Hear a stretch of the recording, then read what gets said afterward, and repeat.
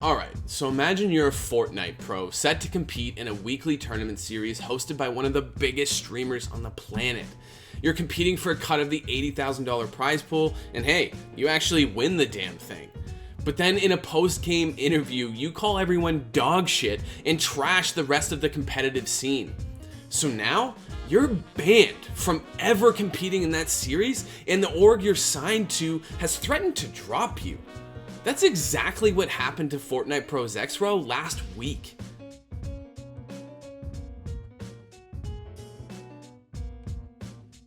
Alright guys, so theScore is streaming over on twitch.tv/theScore esports. So if you haven't already, go ahead and follow the channel. Maybe you'll catch me team killing another colleague, or taking part in our weekly talk show Clouded, which airs every Wednesday at 1 p.m. Eastern.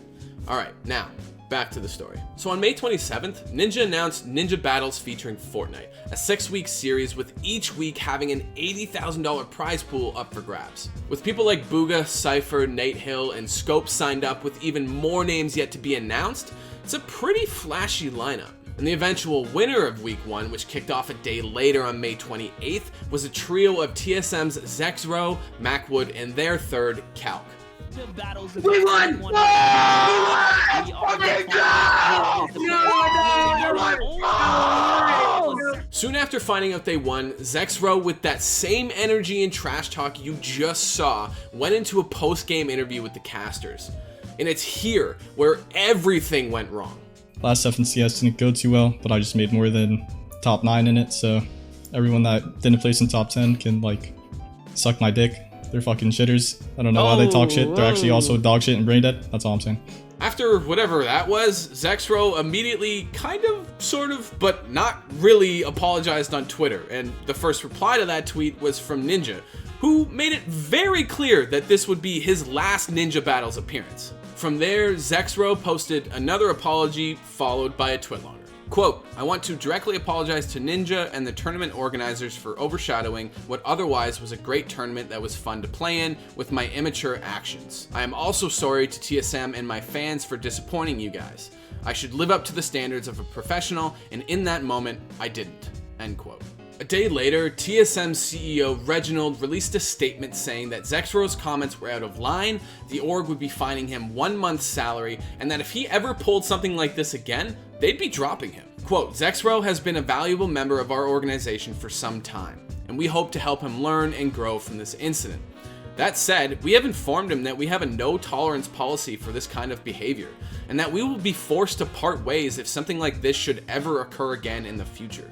End quote. Now, the backlash to Zexrow's comments has brought up a classic esports debate. What role does trash talking play in these scenes? Is it good or is it bad? On one hand, some people think that Zexrow's comments don't belong in esports, especially on a stream where you know young people are watching. I mean, it's Ninja we're talking about. And then there's some people who think that a bit of BM builds personalities and creates storylines that fans can relate to. I mean, who doesn't love talking a little shit? Dude, shit. Why am I so much fucking better than you?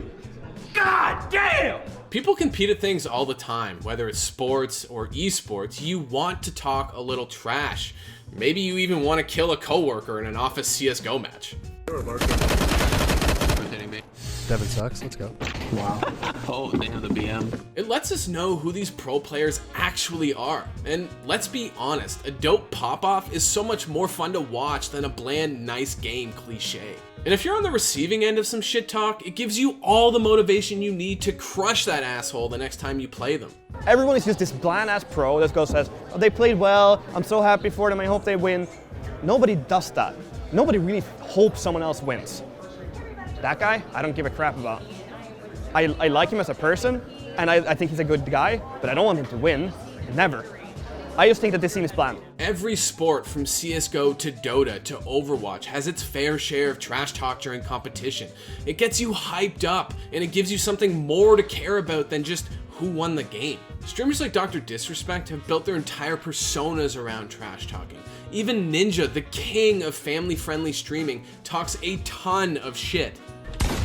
Suck a dick, dude. Literally, the fattest one you can find. I want you to just literally just shove the whole thing in your mouth. I mean, even booing in esports is controversial. We did an entire Don't At Me about it. But then there were cases like this one, where Zexrow clearly didn't read the room. Even with the high of winning 25 grand, which is what the trio took home, Zexrow should have known what type of post-game interview he was walking into, or at the very least, he should have understood what tournament and whose stream he was competing on. You're always taking a risk by talking trash, so if you tell thousands of people watching to suck your dick, yeah, you might get banned. Even his trio partner Calc noted that it was the wrong place and time to drop those comments. But I wonder, if he said the exact same thing after winning a tournament hosted by FaZe Clan, would people be pissed at all?